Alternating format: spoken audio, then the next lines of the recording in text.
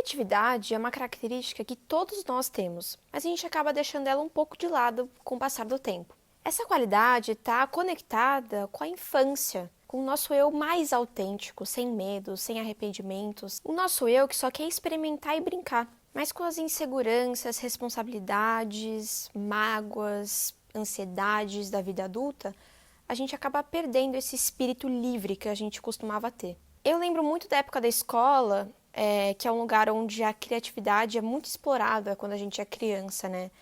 E com o tempo, quando a gente vai crescendo, chegando no Fundamental 2, no ensino médio, toda essa carga criativa vai sendo perdida e substituída pelo vestibular. É uma padronização na educação que faz com que o seu diferencial seja deixado de lado. E essa fase da escola, né, do vestibular, Enem, esse caos, ele não dura para sempre, graças a Deus. Mas depois que você sai desse sistema e você realmente tem a oportunidade de explorar a sua essência, o seu diferencial, o seu talento, você percebe que você se desconectou com essa sua versão verdadeira que você tinha quando era criança. E tem como a gente se reconectar com a nossa essência, mas levando conosco a nossa maturidade, novas experiências e novos interesses?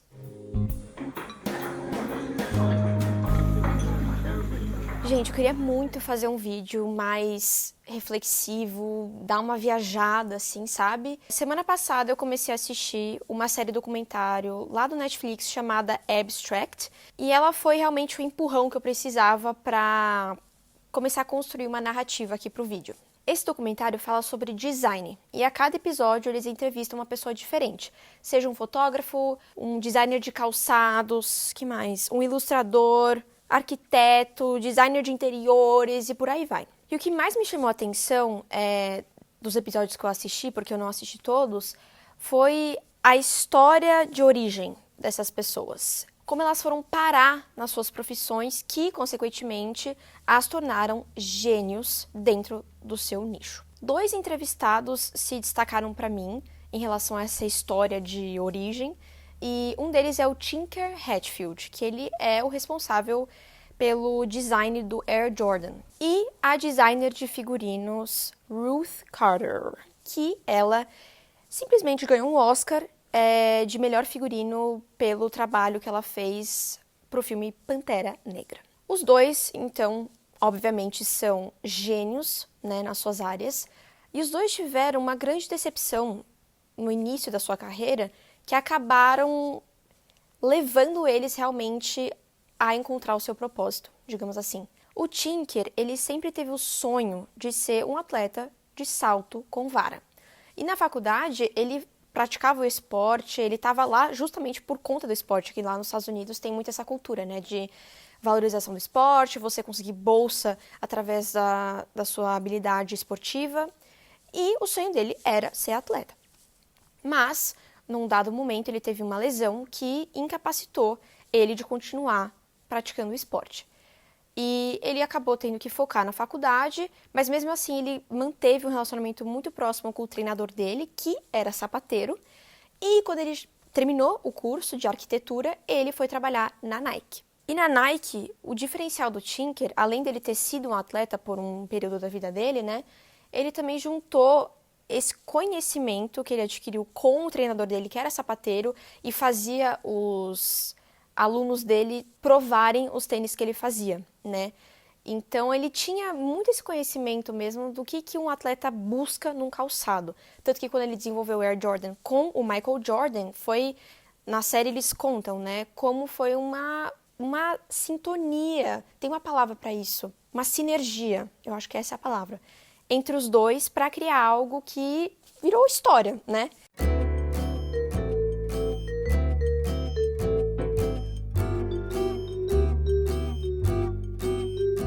E a Ruth Carter foi também uma decepção que aconteceu com ela, que quando ela estava na faculdade também, ela tinha o sonho de ser atriz e tinha uma peça na faculdade dela que ela queria participar, só que ela não conseguiu o papel. E ela ficou super arrasada, mas o diretor chegou para ela e falou: olha, você quer cuidar dos figurinos? E ela falou, eu não faço ideia do que fazer com figurino, assim, eu quero ser atriz, eu gosto de atuar, de mexer com roteiro, né, de ler, interpretar ali e tal. E ela falou que justamente pela sensibilidade que ela tinha de interpretar um roteiro e conseguir realmente entrar naquele universo, de entrar na mente dos personagens, ela conseguia desenvolver figurinos que conversassem perfeitamente com cada personagem e com a história em geral. E também fez história, assim como o Tinker. E foi isso que prevaleceu para mim, esses contratempos, essas decepções, essa pedra no meio do caminho deles, fez com que eles entrassem no caminho certo inesperadamente. Eles não foram vencidos pela decepção. Pelo contrário, eles usaram ela como uma oportunidade, uma nova oportunidade. E às vezes a gente não entende por que certas coisas acontecem na nossa vida, né? E eu penso muito naquela frase super clichê, que era alguma coisa assim, antes do arco-íris vem a tempestade, depois da chuva vem o arco-íris, enfim. E tudo isso que a gente falou agora sobre grandes decepções, como isso tem a ver com aquela sensação que a gente sente às vezes de estar perdido. Que você para e pensa assim, eu não sei o que eu estou fazendo com a minha vida, ou eu não sei o que eu vou fazer com a minha vida. E também às vezes a gente está com um olhar muito, sabe, assim, fechado para uma coisa só, um objetivo só, uma meta, um sonho. E se você abrir um pouco a visão periférica, você vai perceber que existem outras possibilidades, pessoas te dando conselhos que às vezes não é o que você quer ouvir, mas são conselhos importantes, sabe? Isso aconteceu comigo quando eu estava prestando vestibular. Eu não fazia ideia do que eu queria fazer na faculdade, né? Eu não sabia que curso escolher. Eu fiquei o ano inteiro pensando. Finalmente, decidi que eu queria fazer cinema. E eu não passei no vestibular. Aí você fala, tem o Enem. Que Enem? Que Enem? Eu nem sei que nota eu tirei no Enem, eu nem quis ver. E foi um momento de desespero. Eu falei, um plano que eu tinha traçado na minha cabeça de passar neste vestibular foi por água abaixo. Mas, um dia, me ligaram, a faculdade me ligou, falando que eu poderia cursar rádio e TV. Aí eu fiquei assim, rádio e TV? Pelo amor de Deus. Ninguém mais escuta rádio. Quem que assiste TV? Tipo assim, nada a ver. E eu falei, não é o que eu quero. E aí, eu não vou contar a história inteira, mas muitas coisas aconteceram que me levaram a considerar o curso. Com o coração aberto mesmo, não como, é o que tem. E acabou que eu amei o curso, tanto que tem algumas pessoas que me perguntam o que eu fiz de faculdade, e foi rádio e TV. É isso, essa visão periférica de às vezes não entender por que alguma coisa não deu certo, é para uma coisa melhor vir. Enquanto eu estava fazendo esse roteiro, eu tive toda essa reflexão e eu queria trazer para vocês. Talvez, não sei, inspirar vocês a terem essa reflexão com vocês mesmos. Eu não sei. Esse vídeo é uma viagem. Eu falei que ia ser uma viagem. E, falando em viagem, a gente vai dar uma viajada no tempo, como a gente sempre faz aqui. Mas não vai ser uma viajada na história. Vai ser uma viajada no seu tempo. A gente vai voltar lá para a infância.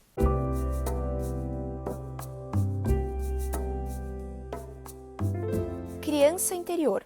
Eu acho que, mesmo que você nunca tenha feito terapia na vida, você já deve ter escutado esse termo em algum lugar. E eu aconselho que, se você tem curiosidade em saber mais sobre esse conceito, que procure terapeutas ou vídeos de psicólogos falando sobre isso, porque eu não tenho nenhum tipo de qualificação para falar sobre. Mas, para o vídeo de hoje, como a gente vai explorar um pouquinho esse conceito, eu vou dar uma resumida sobre o significado. Basicamente, a criança interior é um conceito da psicologia que se refere às experiências e memórias da infância que influenciam a vida adulta, beleza? E aqui no vídeo a gente vai focar em uma característica específica desse conceito, que é o impacto da nossa criança interior na nossa autenticidade e na nossa criatividade. E autenticidade é uma palavra que eu falo muito aqui no canal, né? Qual foi a última vez que você fez algo que você gostava de fazer quando era criança? Quando a gente é criança, a gente rola na grama, dança na chuva, fica olhando para o céu, observando as nuvens ou as estrelas, Pega nas plantas, toca na terra, passeia sem rumo, canta enquanto faz alguma coisa. Essa espontaneidade que a gente tem quando é criança faz parte da natureza humana. Infelizmente, a gente vai perdendo essa espontaneidade com o passar do tempo, que é normal. Mas é importante a gente tentar resgatar ela. E lembrem dessa palavra espontaneidade, porque eu vou falar mais sobre ela mais pra frente no vídeo, beleza? De acordo com a doutora Fenkel, especialista em saúde mental para adolescentes, brincar e expressar a criatividade são ferramentas potentes para aliviar o estresse e processar as emoções, ajudando as pessoas a se sentirem mais presentes e conectadas a si mesmas, diz ela. No nível neurobiológico, brincar está associado à liberação de dopamina juntamente com uma redução no cortisol, essencialmente aumentando o prazer enquanto diminui o estresse. Brincar também pode oferecer benefícios neurobiológicos de longo prazo ao longo do envelhecimento. A doutora observa que atividades criativas, físicas e sociais podem reduzir o risco de declínio cognitivo, apoiar a função motora, combater a solidão e podem até contribuir para a neurogênese, a geração de novos neurônios. Ela também observa que aprender novas habilidades durante a vida adulta pode fornecer um desafio mental saudável para o cérebro, promovendo a plasticidade cerebral e, por sua vez, apoiando a saúde cognitiva geral. Não importa a nossa idade, brincar continua sendo essencial para o nosso bem-estar. Parques de trampolim, Escape 60, bares e restaurantes temáticos, enfim, existem diversos lugares feitos para adultos se divertirem. Qualquer programação que causa aquela sensação de nossa, eu estou me sentindo que nem uma criança agora, é uma boa programação. Começar a fazer uma coleção de alguma coisa, uma noite de jogos com os amigos, comprar livros de colorir, enfim, qualquer uma dessas atividades são terapêuticas. Somos naturalmente capazes de experimentar a alegria. Não precisamos nos ensinar como fazer isso. O que precisamos é nos dar permissão. É muito importante a gente tentar resgatar hobbies e atividades que você gostava de fazer quando criança ou traduzir para algo mais factível para a sua idade. Por exemplo, eu gostava de brincar de massinha. Então, talvez, hoje em dia, você se interesse por cerâmica.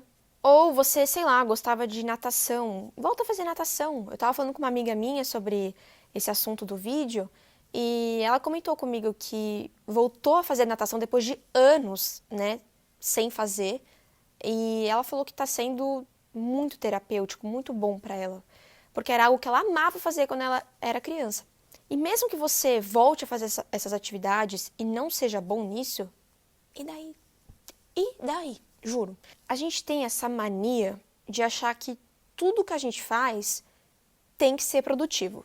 Tem que ter motivo, tem que ter um propósito, tem que estar ligado à produtividade em geral. A gente tem que trabalhar a nossa cabeça pra só fazer coisas por fazer. Só. É isso que um hobby é. É isso que uma brincadeira é. Fazer por fazer. E faz muito bem. A gente tem que estar aberto a atividades que permitam que a nossa criança interior brinque de novo. E vamos nos permitir errar. Tá tudo bem errar. Tá tudo bem não ser bom. E além disso tudo que a gente falou agora há pouco, né, que as crianças têm de espontaneidade, de ser livre, sabe outras duas coisas que elas também têm, que são muito boas, elas fazem melhor do que ninguém? Viver no presente e não se importar com o que os outros falam. E isso, adivinha, também são coisas que a gente perde com o passar do tempo.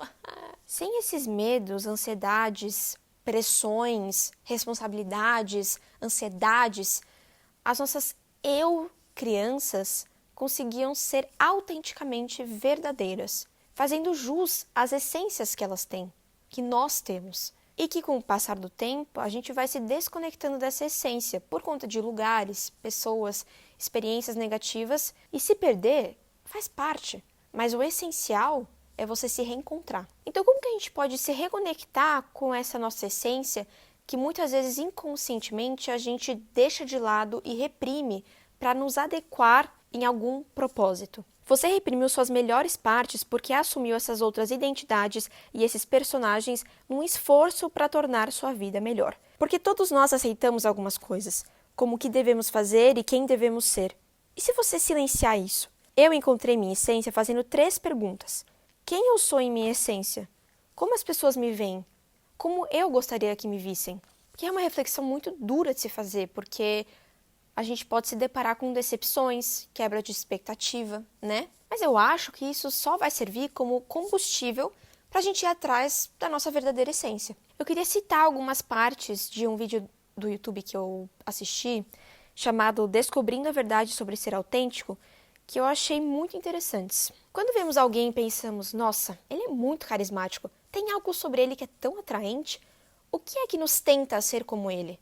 Temos a sensação de que ele está tão confortável em sua própria pele que ele se moveu além de se importar com o que você pensa sobre ele.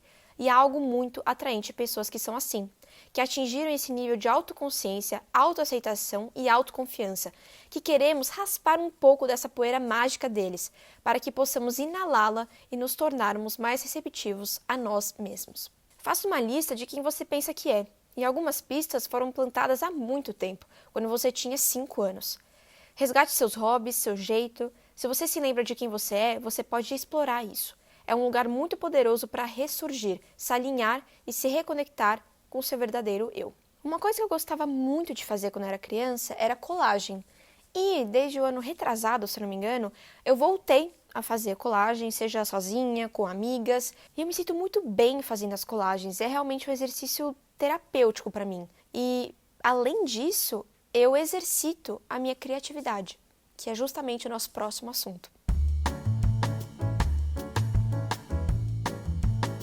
Eu assisti uma série na Netflix chamada Explicando a Mente. E é uma série que, a cada episódio, eles exploram uma seção do cérebro, digamos assim. A personalidade, sonhos, ansiedade. E um dos episódios, eles falam justamente sobre criatividade. E eles começam o episódio com a seguinte frase: há 40 mil anos, no meio do continente europeu, alguém pegou uma presa de mamute e fez algo extraordinário. A maioria dos artistas da época retratava o que via no mundo real, mas nosso escultor antigo esculpiu outra coisa. Uma das criaturas imaginárias mais antigas que já encontramos, o corpo de um humano com cabeça de leão. Provavelmente não foi a primeira mistura e definitivamente não foi a última. E essa escultura revolucionária para a época, né, que apresentava um corpo de um humano com cabeça de leão, me levou para uma viagem muito louca, assim, em relação à originalidade. Uma coisa que me veio à mente, muito aleatória, é o hambúrguer. O hambúrguer... Espera, segue a minha linha de raciocínio. O hambúrguer é uma coisa muito óbvia. Ele já faz parte do nosso dia a dia, é a coisa mais normal do mundo, assim... Não tem nada de especial sobre um hambúrguer, né? Mas, para e pensa. Alguém teve a ideia de colocar um pão nesse formato, com uma carne desse jeito e um pão embaixo, é legal. Tipo, é uma ideia boa. E se você colocar queijo e outras coisas dentro, fica melhor ainda. Tipo, alguém teve essa ideia que revolucionou a gastronomia. Não é muito louco pensar isso ou eu tô viajando na maionese? Hambúrguer.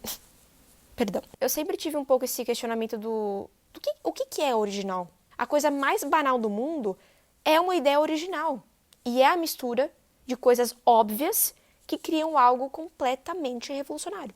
Viajamos. Mas eu amo ficar pensando nessas coisas. Porque a gente tem a tendência de banalizar tudo, né? De, sei lá, não dar importância para essas coisas. Que são, sim, coisas banais.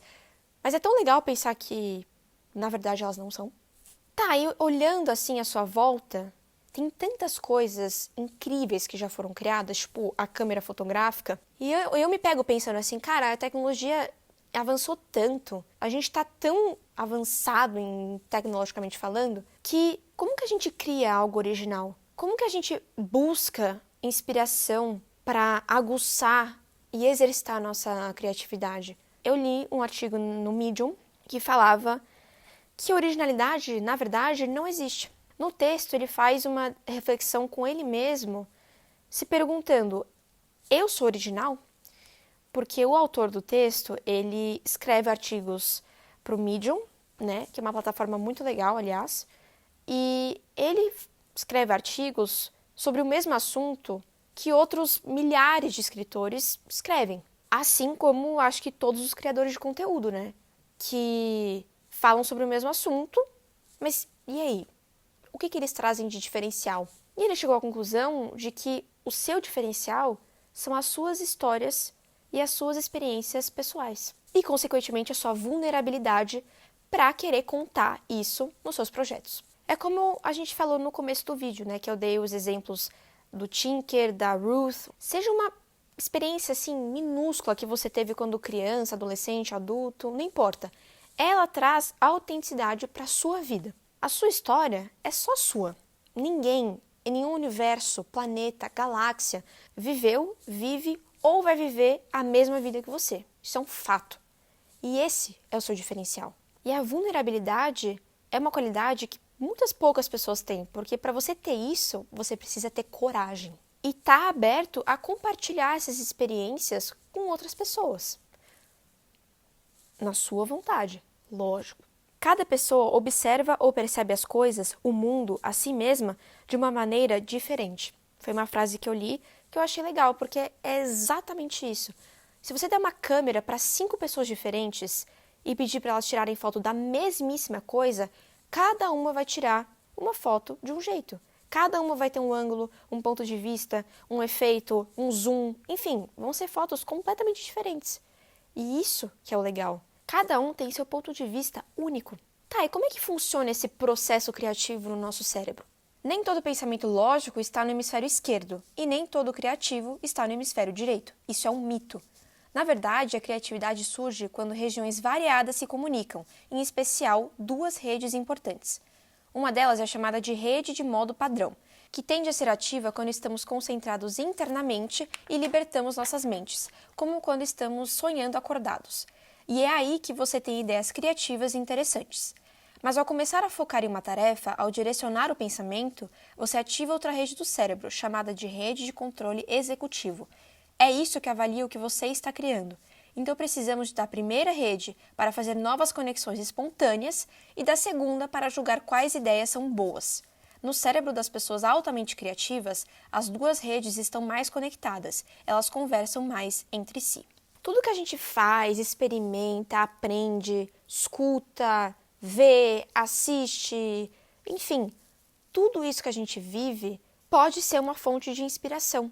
A gente só tem que treinar o nosso olhar para ser observador, de estar imerso ali no momento, refletir, se conhecer. E é um processo muito difícil e eu acho que dura a vida inteira. Eu acho não, com certeza dura a vida inteira, porque a cada dia a gente aprende algo novo, né? Sempre que cérebros colidem, há potencial para faíscas criativas. Então vamos para o nosso próximo assunto?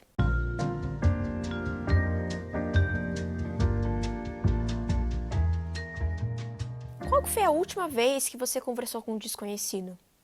Sabe aquela pessoa que vem e fala que gostou do seu sapato, ou que adora o livro que você está lendo, ou que falou a famosa frase: "Nossa, o tempo tá doido, né?" É óbvio que você não vai interagir com uma pessoa que aciona o seu alarme de sobrevivência na sua cabeça, porque segurança em primeiro lugar. Mas eu não estou falando desse tipo de pessoa.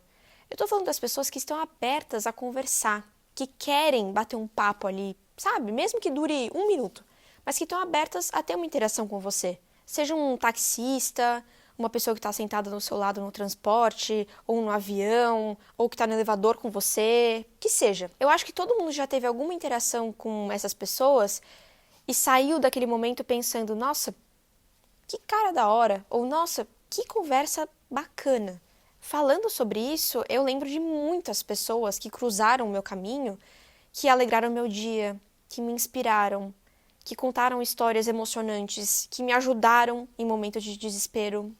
Tem muitas, tá? Tem muitos anjos espalhados no mundo e a gente nem faz ideia. E também tem aquelas pessoas que te fazem se arrepender profundamente de ter aberto a boca para começo de conversa, porque ou elas não param de falar, ou elas são pessoas realmente desagradáveis e você tem que ficar ali naquela coisa: não, é que eu tenho que ir, não, é que eu tô atrasado para um compromisso.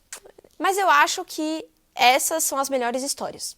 Assim, essas ciladas são incríveis de você contar para outras pessoas. Muitas pessoas temem falar com estranhos, mas quando o fazem, tendem a sair se sentindo bem, mais felizes, menos solitárias, mais otimistas, mais empáticas e com um senso mais forte de pertencimento às suas comunidades.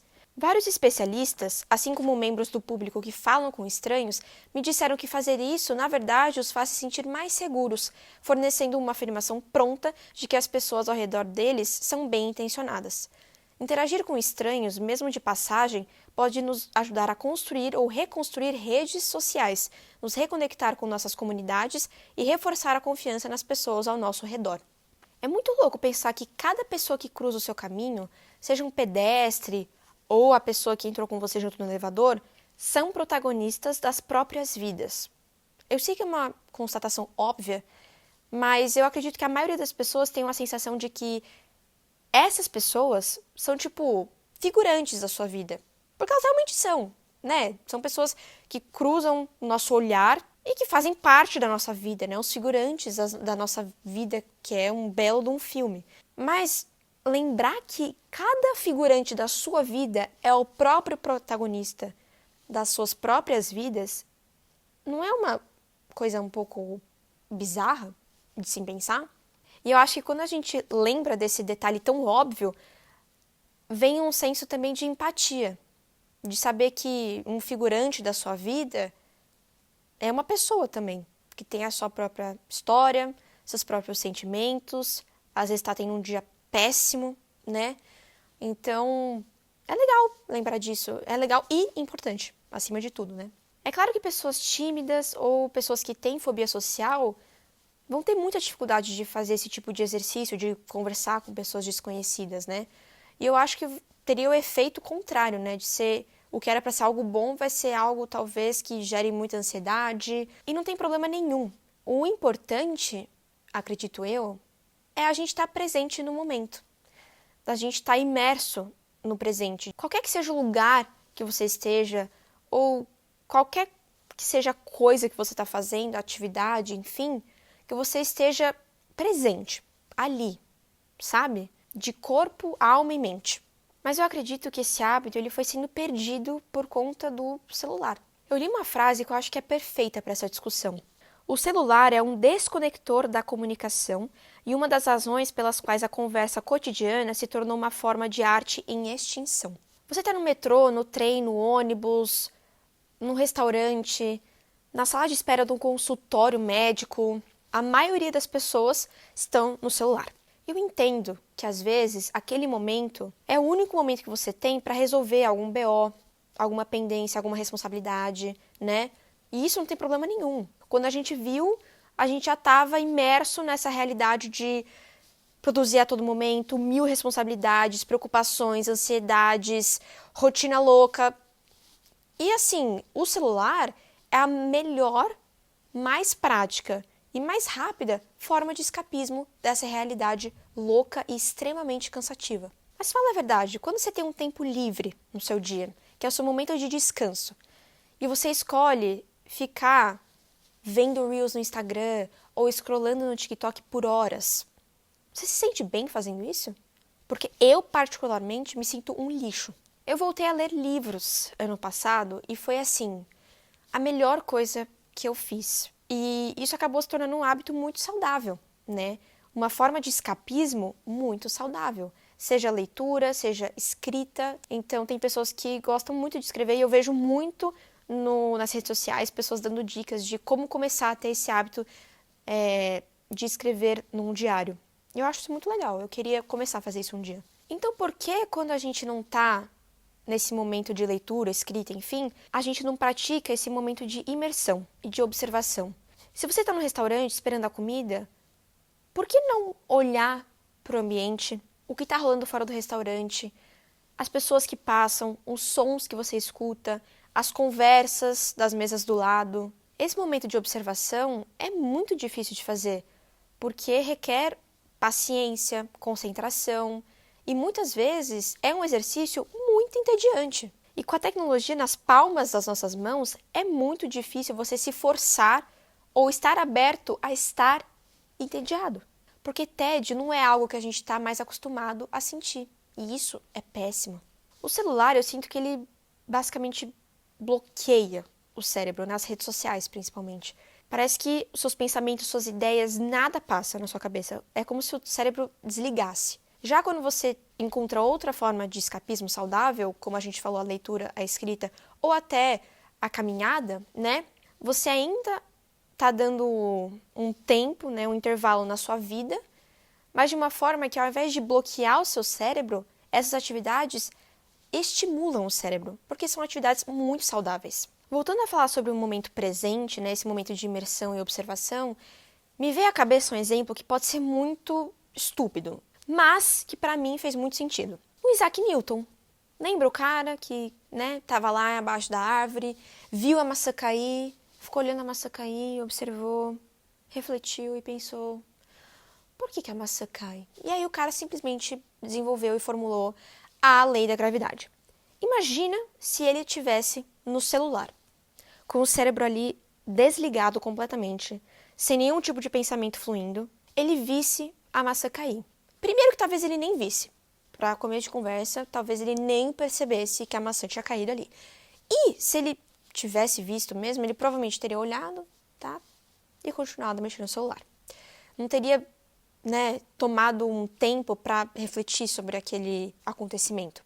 E ele não teria formulado uma das leis mais importantes da física. Quando a gente está presente no momento, até as coisas mais banais são fontes de inspiração e estimulam a nossa criatividade. Bom, a gente falou sobre conversar com desconhecidos, né, agora há pouco, e eu mencionei mais de uma vez a palavra empatia.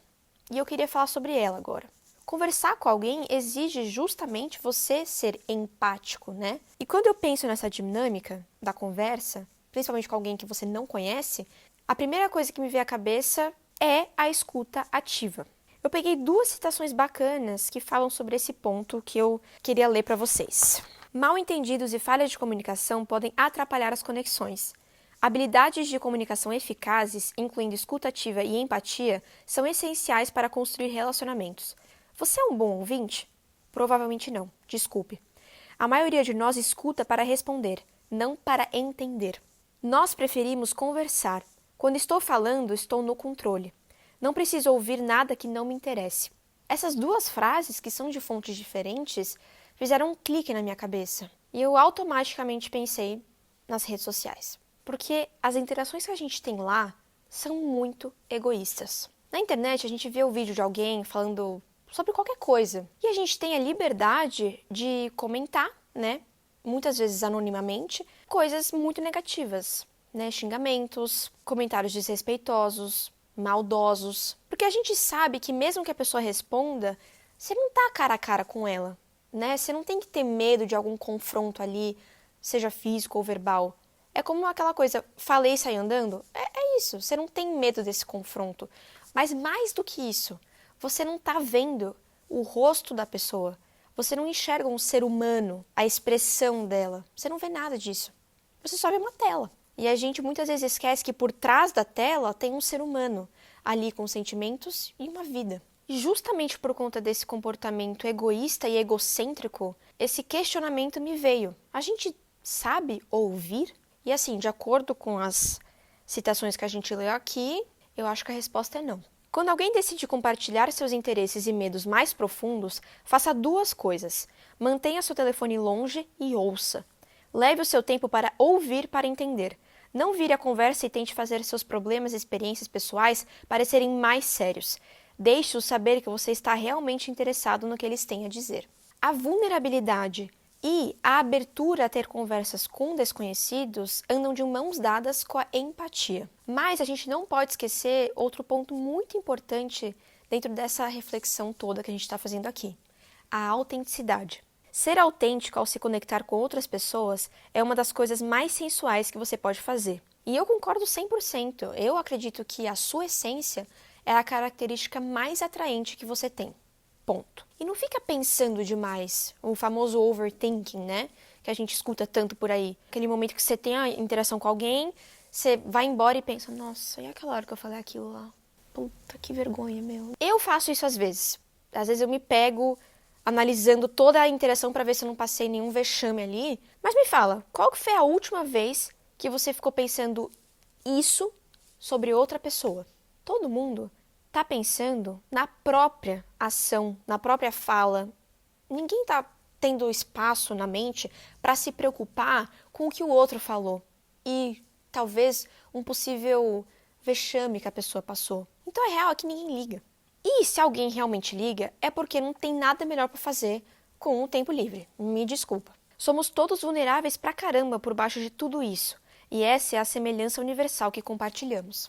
Conversar com desconhecidos não é uma tarefa fácil, porque exige estar aberto a ter uma conversa muito mais difícil do que uma com seus amigos, que são pessoas previsíveis para você, que você conhece como a palma da sua mão. Muitas vezes a conversa com um estranho é desconfortável, porque existem infinitas possibilidades de como essa conversa pode seguir. Praticamente um exercício, exige esforço, paciência, empatia. É uma interação muito imprevisível, que é uma coisa que a gente não está mais acostumado a sentir, né? A imprevisibilidade.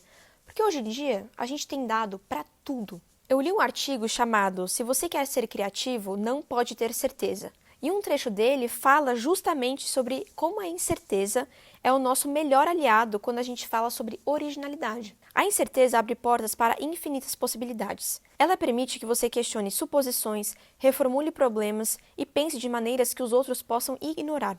A incerteza força você a confiar na intuição e na imaginação, levando a novas perspectivas e ideias originais.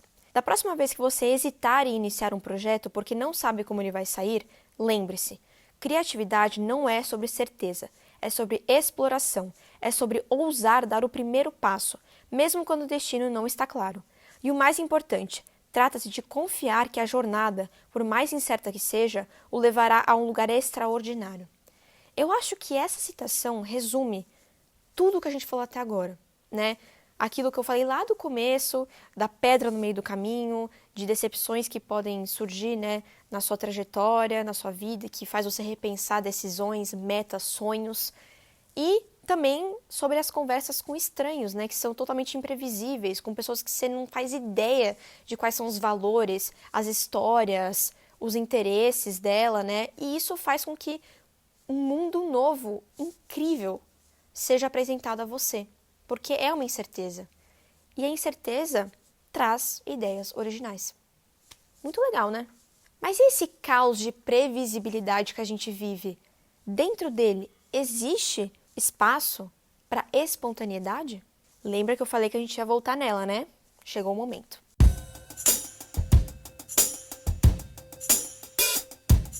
Eu li um artigo chamado "Como a tecnologia está matando a espontaneidade", e o autor ele começa dando um exemplo bem interessante. Ele cria um cenário hipotético no texto. Então ele começa falando: eu tô a fim de jogar tênis, né? Hoje é final de semana, tô a fim de jogar um tênis com um amigo. Vou lá na casa dele e perguntar se ele quer jogar. Aí ele pensa: não, mas sei lá, bater na porta dele, vai que ele acha que eu tô, sei lá, invadindo a privacidade. Não sei, depende do amigo também, né?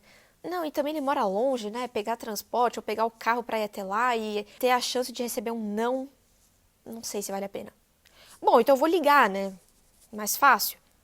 Puta, mas tem gente que odeia quando liga, né? Que não gosta de falar por ligação, fica desconfortável. Tá, então eu vou mandar mensagem. Ah, mas aí existem duas possibilidades. A pessoa responde na hora, ou ela responde daqui dias, semanas, ou nunca responde. No melhor dos casos, ela responde. E aí ela fala: puta, hoje não vai dar, meu, já tenho compromisso hoje, tô aqui fazendo sei lá o quê. Mas vamos marcar um dia, vamos deixar marcado. Aí existem outros dois cenários. Ou a pessoa fala: vamos marcar, e vocês nunca marcam, que é o que geralmente acontece, ou vocês marcam. O que era para ser um plano espontâneo no seu dia, acaba se tornando mais um compromisso no seu calendário. E no texto, o autor ele escreveu uma frase que se destacou para mim. Ouvir sentimentos e emoções em uma voz é demais para lidar para muitos. E nesse contexto ele estava falando sobre a ligação, né? De que para muitas pessoas essa vulnerabilidade que a gente escuta na voz da pessoa quando a gente está em ligação é desconfortável. E isso tem muito a ver com tudo que a gente falou sobre empatia, escuta ativa, de você não só falar: ai, sei, não, top, não, é foda. Nossa, que merda. Tudo bem você falar isso, eu falo isso toda hora. Mas em certos momentos, você precisa entender, compreender, internalizar o que a pessoa falou e retornar, né, retribuir e devolver com uma resposta digna, né? Então, enfim, é legal ver como, né, tá tudo entrelaçado, né? A espontaneidade, a vulnerabilidade, a empatia, a escutativa, né? Ligar por natureza é uma forma mais espontânea de comunicação e o equivalente moderno mais próximo de bater na porta de alguém. É rico em informações, permitindo que você sinta as emoções da outra pessoa e exige uma resposta instantânea. é rico em informações, permitindo que você sinta as emoções da outra pessoa e exige uma resposta instantânea. E essa instantaneidade também é algo que pega muitas pessoas, né? De você não tem tempo de, mensagem aqui, puta, eu não sei o que responder. Eu vou ignorar, depois eu vejo o que eu respondo. Tem tempo para pensar. Na ligação não tem tempo para pensar. Você desenrola ali na hora. Mas o autor do texto, ele deixa muito claro que o planejamento também é tão importante quanto a espontaneidade. Ao reconhecer o valor da espontaneidade, é importante não desistir completamente do planejamento. O planejamento nos permite conectar com aqueles que vivem longe e nos permite assumir o controle do tempo melhor do que nunca. No entanto, equilibrá-lo com tempo, que é realmente tempo livre, tempo sem planos, dá à mente espaço para expressão e criatividade. Olha aí, tudo se conectando novamente. Eu amo quando isso acontece, meu. A gente só tem que achar um equilíbrio entre os dois. O planejamento adulto, responsável, e a espontaneidade infantil, despreocupada. Porque eles podem coexistir de uma forma muito saudável, né? Vamos entrelaçar os assuntos?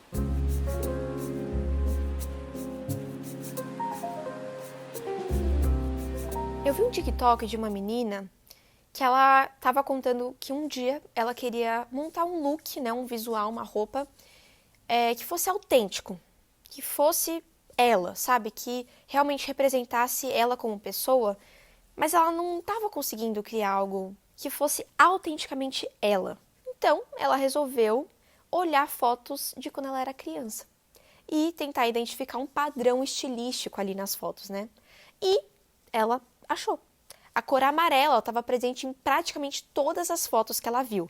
Seja uma bolsa, um sapato, uma presilha de cabelo, amarelo sempre estava com ela. Então, ela foi lá no seu armário, já estava com a roupa, né, ali casual, minimalista, digamos assim, simples, e ela foi lá e pegou um lenço amarelo para complementar o look. E, para quem olha de fora, é a roupa mais normal do mundo, é só uma roupa simples com um toque de cor ali. Mas para ela, é muito mais do que isso.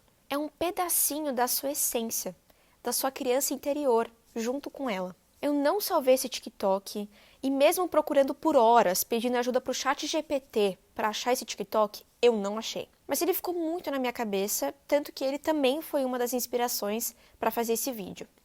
E eu quis fazer esse experimento que ela fez comigo. Então, lá fui eu olhar álbum de quando era criança, ver várias fotos, e eu fiquei assim, horas vendo isso. Mas eu achei um padrão estilístico. Eu descobri que listras coloridas eram a minha praia. E assim, eu não sei se vocês repararam na minha roupa, mas...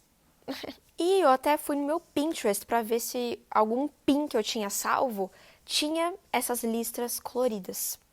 E tinha. E eu tenho esta calça aqui, que como vocês podem ver, é listrada colorida, que eu tenho há anos, mas eu nunca usei.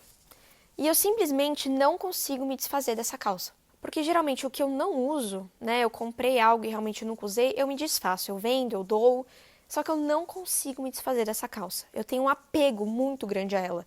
E eu nunca entendi por quê. Só que depois que eu fiz esse exercício, tudo fez sentido. E eu tenho certeza que se eu fosse criança, eu teria falado que essa calça é bonita. Se eu estivesse numa loja e eu visse essa calça, eu ia falar, eu amei essa calça. Eu tenho certeza. A infância é um período chave no nosso desenvolvimento como pessoas e principalmente como adultos. Tanto que é justamente quando a gente cresce que a gente começa a perceber realmente o impacto que a nossa infância tem na nossa vida adulta e no nosso desenvolvimento pessoal. E eu queria enfatizar aqui que muitas pessoas tiveram infâncias extremamente difíceis e traumáticas. E eu não quero de forma alguma generalizar esse processo de autoconhecimento e de volta ao passado, né, de olhar fotos e realmente fazer essa viagem no tempo, porque eu sei que para cada pessoa vai ser um processo diferente. E eu acho que é muito importante a gente se dar a liberdade de fazer e ser o que a gente sempre quis quando crianças, mas que para algumas pessoas não foi possível. Então aproveitar que hoje você cresceu, você já é adulto, talvez você seja independente já, né? Para ir atrás realmente de dar um check na lista de coisas que você queria fazer, de atividades, sonhos, ou até a sua própria pessoa, né? Do seu próprio ser, de se tornar quem você sempre sonhou quando era criança e não pôde. E eu acredito que essa reconexão seja muito importante em ser feita e principalmente com acompanhamento terapêutico. E com muito respeito ao seu próprio tempo e às suas próprias emoções. Porque é o que eu falei, cada um tem uma vida e cada um tem uma história. Nesse vídeo, eu só quis fazer uma viagem junto com vocês, refletir sobre tantas coisas que estão interligadas e que são tão importantes. Eu vejo tantos vídeos na internet de pais sendo presenteados por filhos com brinquedos que eles sempre sonharam em ter quando crianças, mas não puderam ter. E é tão, assim, lindo ver aquele momento que o pai e a mãe recebem o brinquedo e num milésimo de segundo eles se tornam crianças de novo. E eu realmente espero que todas as crianças interiores de todo mundo sintam essa alegria, sempre. Eu acho que a gente sempre tem que tentar se reconectar com aquela coragem, aquela destemidez que a gente tinha quando era criança. E não ter vergonha de ser autenticamente nós mesmos, sabe? Eu sei que muitas pessoas reprimem a sua autenticidade quando são crianças por não terem espaço para serem quem elas realmente querem ser e que justamente quando elas crescem, elas conseguem desabrochar e realmente serem a sua versão mais autêntica. E é justamente o que eu falei durante o vídeo inteiro. Cada experiência é única. Ser vulnerável, estar aberto a ter conversas com pessoas novas, não ficar se preocupando com o amanhã a todo momento.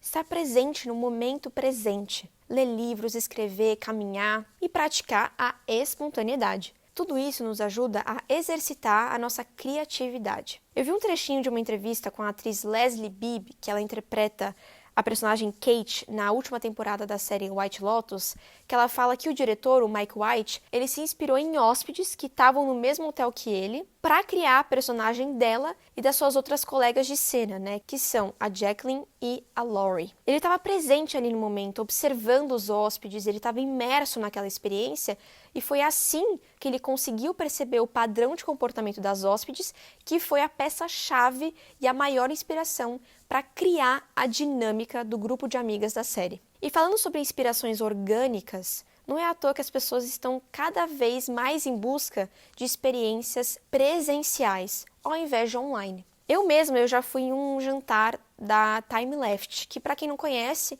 é uma plataforma que organiza jantares com pessoas que você não conhece. A plataforma ela funciona por meio de um questionário que você preenche, falando sobre sua idade, seus interesses, enfim. E todo mundo responde esse mesmo questionário. Então, o algoritmo, ele junta pessoas que têm interesses parecidos, com idades similares também, né, na mesma faixa etária, mais ou menos. E aí eles marcam, né, um dia, um horário, um local. Todo mundo se encontra lá e é muito legal. Eu amei a experiência que eu tive. Eu fui num grupo que tinha... Eu era mais nova, o cara mais velho tinha 30 anos, e eu lembro que quando a gente estava, né, falando as informações, assim, básicas, eu fiquei... Eu não sei se essa conversa vai ser legal, porque mesmo sendo poucos anos de diferença, né, de 22 para 30, fases da vida completamente diferentes, né? E não, eu fui provada ao contrário completamente. A gente fechou o restaurante e ainda foi para um barzinho depois, e ficou até de madrugada conversando... E foi uma experiência muito inspiradora, foi muito legal. E mesmo que o seu grupo não seja legal, que você tenha uma experiência, né, chata, é história para contar. E assim, talvez você nunca mais veja essas pessoas na sua vida. É a experiência que conta. Eu mesma nunca mais falei com ninguém. Foi assim, vivemos o agora e até um dia, quem sabe? Nunca saberemos, a vida é imprevisível. Foi uma interação muito orgânica, natural, e eu guardo com muito carinho isso que eu vivi. E eu, com certeza, quero ir nesse jantar de novo. Aliás, se a Time Left quiser fazer uma parceria, eu ia adorar. Eu li um artigo da Meio e Mensagem que diz: há um desejo coletivo de enriquecer as vivências individuais através de emoções, experiências e conexões, aponta o relatório The Future 100, embasado por 9.000 entrevistas realizadas de setembro a outubro de 2023 em 9 países, incluindo o Brasil. Em diversos momentos, o estudo indica que, apesar da quantidade desconcertante de novas tecnologias absorvidas pelas pessoas, o anseio por interações humanas mais autênticas está latente. Soma-se a isso a busca de uma parcela crescente de jovens pela desaceleração e por privilegiar experiências compartilhadas. Gente, eu nem sei como concluir esse vídeo, pra ser sincera. Foi uma viagem, uma reflexão muito louca, muito fluida, eu diria. Porque eu fui seguindo só o que minha mente estava falando pra fazer. Mas o que ficou pra mim, de toda essa pesquisa, de tudo que a gente leu aqui, é o quão importante é a gente olhar pra dentro e resgatar as qualidades que a gente tinha quando era criança. Foi isso que mais ficou pra mim. Juntando isso com toda a maturidade, novas experiências, novos valores, novos interesses que a gente vai adquirindo ao longo da vida. Juntar as partes boas de cada fase que a gente vive. E tudo é uma fase, né? Tem dias que você gosta muito de alguma coisa e passa um tempo e aquilo não faz mais sentido pra você. E é a coisa mais normal do mundo, a gente é humano. A gente tem aquela frase, né? Ah, eu sou de lua. Porque a gente é mesmo de lua, né? E mudar é experimentar, é brincar, faz parte. Não existe uma receita certinha com ingredientes, quantidades, modo de preparo pra vida. Eu não acredito que exista isso, porque cada um tem uma vida diferente e única. Quando eu terminei de escrever o roteiro, ai, gente, me deu até não sei, tipo, eu fiquei emocionada. Eu sou muito sensível, gente. Ai, quem convive comigo sabe que eu sou muito chorona, meu. Quando eu terminei de escrever o roteiro, eu desliguei o computador e logo embaixo da minha bancada tem uma gaveta imensa. E nela tem 2 livros de fotografia que eu tenho e que são os meus xodós. E um deles eu ainda não tinha terminado de ler. Eu tava, acho que na metade, e eu tenho esse livro faz, sei lá, 5 anos. E eu nunca tinha terminado. E assim, aleatoriamente, eu tive vontade de pegar esse livro depois de anos sem abrir ele e folhear. E nisso, eu cheguei até o final do livro, eu aproveitei que eu já estava indo dormir, terminei de ler o livro. E a última página do livro é perfeita para concluir esse vídeo. Então eu vou ler aqui para vocês. Entre a coleta de amostras de rochas e a realização de experimentos gravitacionais, o astronauta Charles Duke encontrou um canto tranquilo da Lua, pegou uma foto da família do seu traje espacial e tirou uma foto dela sobre a poeira lunar. A fotografia não é perfeita. Parece que ela foi tirada às pressas e um pouco fora de foco. Mas de todas as fotos tiradas na Lua, que incluem fotografias sublimes da Terra nascente e paisagens cheias de crateras causadas por impactos, esta, para mim, é a mais reveladora. Reveladora porque é uma fotografia da Lua como vista através dos olhos de um indivíduo. Ela fala sobre o senso de separação de Duke de tudo o que ele conhece e ama. Ela é o resultado de alguém respondendo a uma percepção impressionante do lugar, mostrando o mundo através de seus olhos. Tudo se resume a isso. Algumas pessoas talvez não gostem do que você vê ou como você vê. Realmente não importa, desde que você encontre os locais que significam algo para você e que comunicam essa conexão por meio de suas fotografias. Independentemente de quão longe você viaje, não importa o quão estranho seja esse novo ambiente. Há uma coisa que você nunca pode deixar para trás: você mesmo. Gente, eu não acredito em coincidências, tá? Eu acho que era para eu terminar o vídeo assim. E mesmo esse livro sendo sobre fotografia e o assunto principal é a fotografia, toda essa reflexão se aplica para a vida, para nossa autenticidade, para a gente fazer o que a gente acha que é certo, que a gente acha que está conectado com a nossa essência. E não importa que alguém achou ruim, alguém achou feio, alguém não gostou. E agora eu vou citar uma frase que eu vi no YouTube que responde perfeitamente esses questionamentos que a gente tem às vezes. Se for uma expressão pura de si mesmo, não importa o que seja, ela vai brilhar. Um beijo e até o próximo vídeo.